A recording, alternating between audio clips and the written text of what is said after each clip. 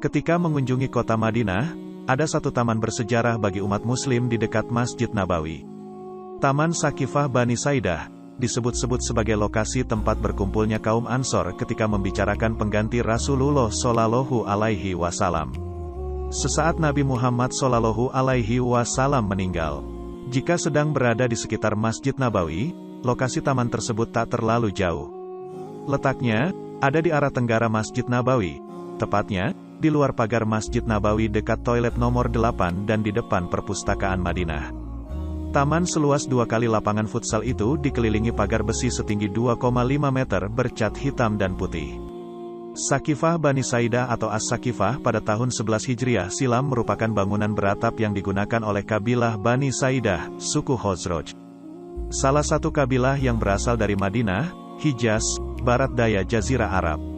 Dulunya, Sakifah Bani Saidah yang letaknya berada di barat daya kediaman Nabi ini merupakan pemukiman dan perkebunan milik kabilah Bani Saidah. Pada awalnya bentuk Sakifah sangat besar, dikarenakan Sakifah berfungsi sebagai tempat berkumpulnya kaum Ansor.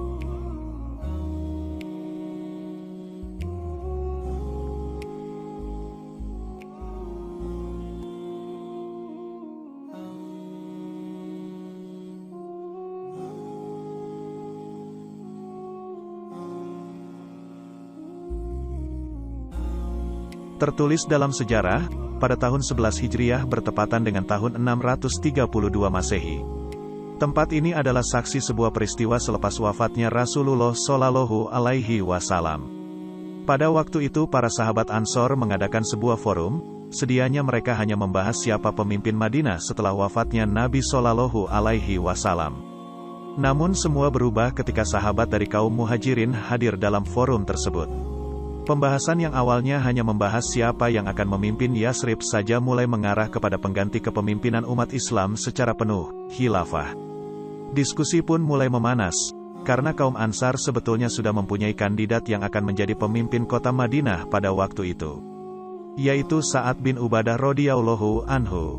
Sahabat dari kalangan Muhajirin pun punya pandangan lain, bahkan dari Bani Hashim yaitu Bani dari keluarga Nabi Shallallahu Alaihi Wasallam. Lebih condong kepada Ali bin Abi Thalib radhiyallahu anhu sebagai pemimpin.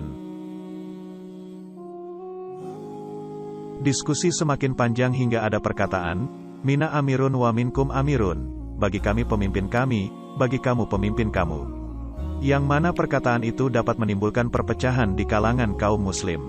Ketika suasana semakin panas sahabat Umar bin Khattab akhirnya membuka suara, "Mina amirun wa minkum wuzara."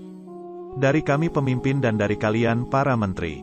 Sahabat Umar bin Khattab radhiyallahu anhu mengusulkan Abu Bakar radhiyallahu anhu, yang pantas menyandang jabatan sebagai khilafah setelah wafatnya Nabi Shallallahu Alaihi Wasallam.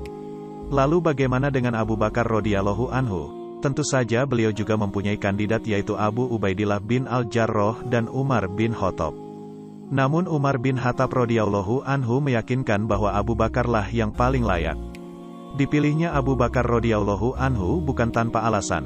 Tamam Ar-Razi dalam Al-Fawaid dan Ibnu Asakir meriwayatkan dari Abdullah bin Amr bin Ash, ia berkata, "Aku mendengar Rasulullah bersabda, Jibril menemuiku dan berkata, sesungguhnya, Allah memerintahkan engkau untuk meminta pendapat Abu Bakar." Selanjutnya, ketika Abu Bakar meminta Umar untuk menjadi khalifah, dengan rendah hati, Umar berkata, "Bagaimana mungkin aku menjadi pemimpin umat yang di dalamnya terdapat Abu Bakar?" Maka ditetapkan Abu Bakar sebagai pemimpin setelah wafatnya Nabi atau khilafah pertama dalam sejarah Islam.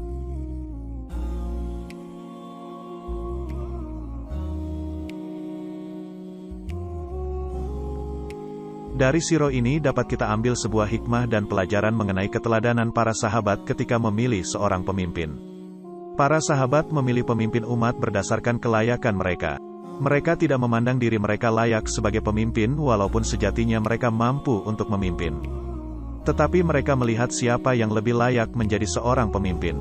Kerendahan diri para sahabat patut dicontoh karena para sahabat menilai pemimpin bukan hanya sekedar kedudukan dan jabatan, namun tanggung jawab untuk masyarakat luas karena baik buruknya sebuah bangsa akan terlihat dari pemimpinnya. Wallahu a'lam bishawab.